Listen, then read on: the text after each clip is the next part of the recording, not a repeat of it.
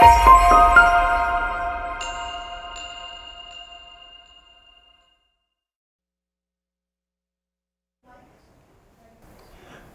afternoon, PCTVS. My name is Dominick Ramos, and today we have Yasmin Obeidallah and Ms. Scarpa joining us to discuss the Sacrifice for Freedom program they participated in.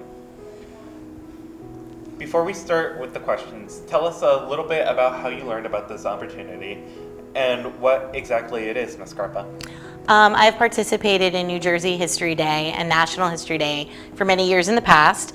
They used to have a Normandy travel study trip to go study Normandy, France, the D-Day invasion.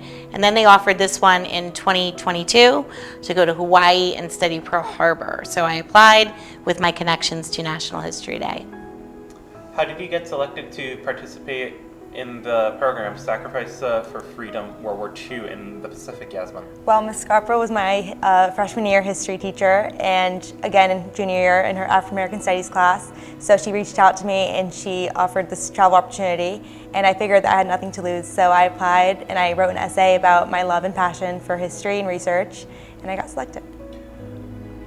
How much time did you spend researching the silent hero from DeSalle County that you were going to honor?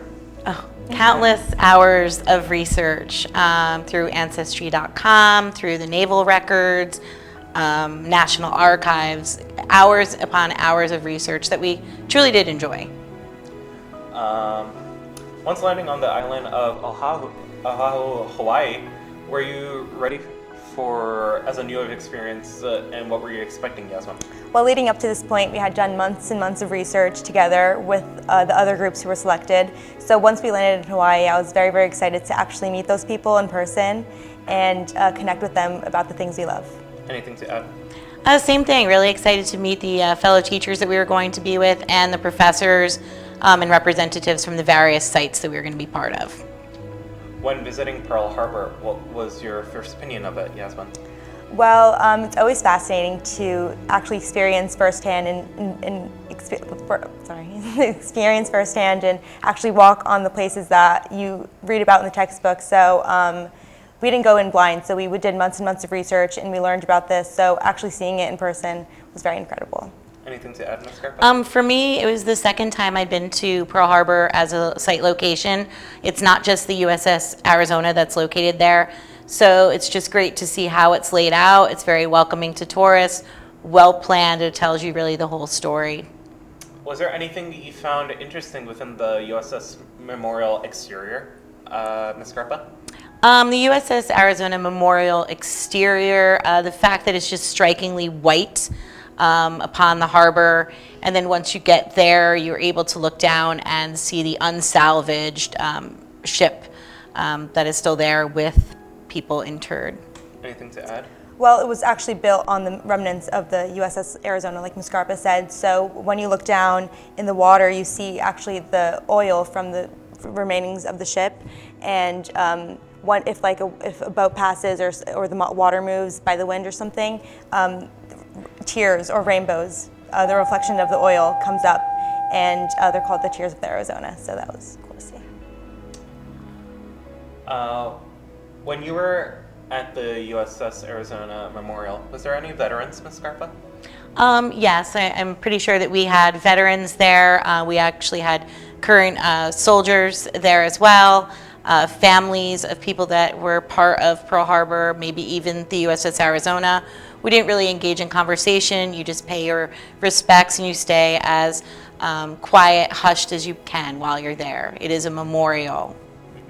Anything to add? Well, we were actually able to drop pieces of Olay into the waters under the Arizona, so we got to pay our respects that way. So even if there were any veterans visiting, we got to pay our respects still. Knowing the historic significance of the USS Arizona, was there any do's and don'ts, Ms. Scarpa?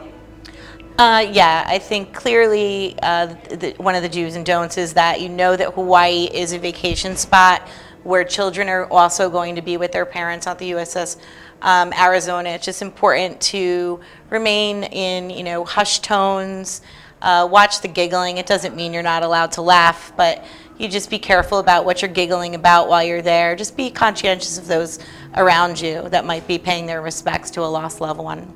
Anything to add? Oh, she got it. When leaving the USS Arizona, what was your overall mood and what did you take from it, Yasmin? Well, it was definitely a moving experience. We really got to realize the sacrifice that those men, did, and we left very, very somber. Anything to add? No, I think I felt exactly the same way. You're leaving somber, but very happy and proud that we have a memorial set up like this to keep telling the story. When entering the USS Missouri, what were some similarities and differences from the USS Arizona, Ms. Scarpa? Well, the USS Missouri is a battleship that is still in the water and upright. So it is a memorial and a museum, whereas the USS Arizona is just a memorial. So it's definitely one of the striking differences. Anything to add, Yasmin? Well, I think the most exciting things about our trip, that really the main part, was staying overnight at the USS Missouri. So we got to experience the lives of the sailors. We got to eat where they ate, sleep where they slept, and wake up with the same view. So it's very, very cool to experience that. Was the USS Missouri at Pearl Harbor during the attack, Ms. Scarpa? No, the USS Missouri was not at the attack on Pearl Harbor, but Yasmin will tell you more about the history. Yeah, it was actually built in 1944, so around the middle of U.S. involvement in World War II. So it got to experience the last half, and it was actually the most significant part about the USS Missouri is that's where Japan surrendered in Tokyo Bay. Representatives from Japan surrendered on the USS Missouri. Leaving the USS Missouri, what did you take away from the experience, Ms. Scarpa? So much. But one of the things I want to make note of is when the USS Missouri was attacked by kamikaze pilots, a Japanese fighter pilot, one of the kamikaze pilots, lost his life on the deck of the USS Missouri. And rather than treating him with any disrespect, he was respectfully given a burial at sea by our sailors. And that was kind of out of the ordinary during the war. I thought that was something really important to take away. Again, just the pride I had being a United States citizen and seeing how our military is very honorable. Anything to add, Yasmin? Well, for me, especially because our silent hero was a U.S. Navy man and almost lived on a very, very similar ship to the USS Missouri, we got to see and experience how he lived. And it really humanizes the person and makes him more than just a name or a title, and really, brought him closer to me. When going to Diamond Head State Mountain, what were some of your expectations of it? Well, it was the first place we visited as a group, so we were told that it was a very long hike and it'd be very hard to finish the hike. But I think because we were surrounded by the people we had just met, we had a lot to talk about, so they helped us finish really very strong. Anything to add? Yeah, that's a great point that she makes. The fact that Yasmin made a great point about being surrounded with the people we had just met, that despite that it was less than a mile hike, but it had an almost 600 foot elevation gain in less than a mile. It was a strenuous hike for some of the teachers. The students ran to the top, but we all bonded along the way and really encouraged each other. It was a great way to start the program, as we were going to go through a lot of emotions throughout the week. What were some of the historic values of Mount Diamond Head, Ms. Scarpa? So one of it is just getting to the top and being able to see the whole coast. So for coastal protection, that is one of the most important things about the Diamond Head Monument. It's a state park in Hawaii. Anything to add? It was actually used as a crater for protection, so they could see the incoming ships and they can possibly shoot them down. There were bunkers that we weren't allowed to go into, but we saw those, so that was really cool. Was there anything unusual about Mount Diamond, or specific places that were unusual?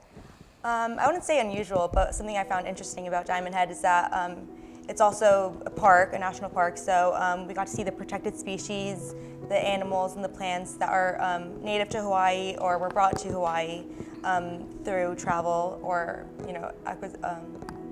so through travel, and that was really cool to see. So all the species. And Yeah, it would be the same thing. Being able to see some of the identified native species from Hawaii, and then all the things that have been introduced since, that some have become a nuisance, a problem for Hawaii. So we learned a little bit about ecology while we were there. When leaving the Diamond Head State Mountain, what did you take from it, Ms. Scarpa? I think there it was really just about geography and history, but also just the bonding with people, the going through something and taking a hike and talking. So there is the history portion of it, but there also really was just the bonding with people on the first day. Anything to add? I would say the same. We've definitely felt very accomplished. We finished as a group. No man was left behind. Yes. So that was really cool. All right. When entering the Pearl Harbor Aviation Museum, what were you expecting to see, Yasmin? Well, definitely the aircrafts that were used in the war and also in future wars. They also had some movie sets, some things that were used in Hollywood, but most definitely the aircrafts that were used during World War II. Anything to add, Ms. Scarpa? Same thing. I was hoping to see some of the planes from World War II. It was nice we got to see planes that were used in other wars as well. There was a side note that one of the hangars was used in Jurassic Park, so people were excited to see that. But also the fact that the windows still have the hits, the bullet, yeah, from the attack on Pearl Harbor. What was the most interesting thing that was in the Aviation Museum? I'm going to let Yasmin answer this because I think we agreed what we thought was the most amazing. Okay. I think I was going to say the bomber. Yeah. Yeah. So we saw the B-29 bomber, which carries bombs, obviously, and it drops the bombs. So we saw almost a fully recovered one. I think it had some, it needed some fixes, but we saw the full version of it. And Interior design and all? oh, we didn't see the inside, just the outside. So. Oh, and then also what was exciting about that, which I forgot, was listening to veterans working on the welding to repair these bombers. So we're losing those technicians, which again made us really connect back to home in Passaic County Tech. The careers that we are planning for here are still being utilized today. We need our welders, we need our metal workers, we need our manufacturing. Was there any Japanese planes within the museum? Yes, there were many Zeros, so those were the Japanese planes were called Zeros, and there was one that especially that I remember from the Battle of Niihau. So a Japanese fighter jet, or a Zero, landed on the island of Niihau. It was considered really the first battle of the Pacific Theater, and he crash landed on the island, and the native Hawaiians who were living there took him as their own, and then he ended up turning on him. So that was a very compelling story that we learned in the museum. Anything to add, Ms. Scarpa? Nope, she hit it nail on the head. All right. When leaving the museum, what did you take from it, Ms. Scarpa? I guess really just about restoration. They needed a lot of money. The last time I had gone to Hawaii, the control tower had not been repaired, and they were debating about the monies to allocate for that. That has been repaired since. They're not going to look to repair the hangars, so I just think about funding, making sure these places stay alive so people can still learn the history. Anything to add, yes? I think about the different aspects of the war. We especially focused on the naval history of World War II in the Pacific, but I think it's also important to remember the air naval battles and the part that the aircraft carriers played in that war. All right. We're now going into the eulogy. How did you decide the silent hero that you would research and honor? Yasmin. Well, it was very important that he would be from New Jersey, obviously, but we thought about bringing someone closer to home. So I'm from Clifton, and my silent hero is also from Clifton. And when I was researching this man, I would see places in Clifton that I would recognize that are still here today. So I lived close to where he lived, and I see places that he worked in and stuff. So it's very important to be close to home. Anything to add? Yeah, I think it was really interesting. It was tedious research in the beginning to find someone from Passaic County, from Clifton if possible, and then also seeing his connection through Patterson. He worked at Curtiss-Wright Aeronautical before he was able to join the Army. So he's got a connection to us in Patterson. So that was impressive. That's how we really selected him, trying to make sure he really had a connection to our home.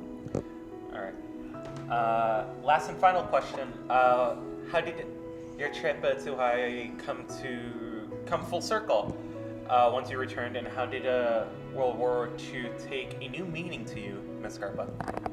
So World War II, new meaning is just remembering, making sure that we still honor those soldiers. Also, full circle was meeting the family. Finally, when we had our ceremony, Ms. Kathy Pagano put together a ceremony for Pearl Harbor, and the family was invited from Pennsylvania, and they were so honored. It really brought home what we were doing. I would have thought it was more about my historic research, but really it ended up being the connection to the community. That was full circle. Anything to add? I agree with the Scarpa. I think that was really the most emotional part and moving part about the whole thing. It was funny because that didn't even happen in Hawaii. It happened right here in Passaic County. So also to add the fact that I saw so many careers in Hawaii, and it really opened my eyes to all the aspects of history and all the careers in history. Actually, one of the people I met was an anthropologist who had a background in criminal justice, which is my shop. So that definitely came full circle to not only history but to tech as well. All right. Thank you both so much for joining us today. For our Tech Talk, I'm Dominick Ramos. Thank you for watching.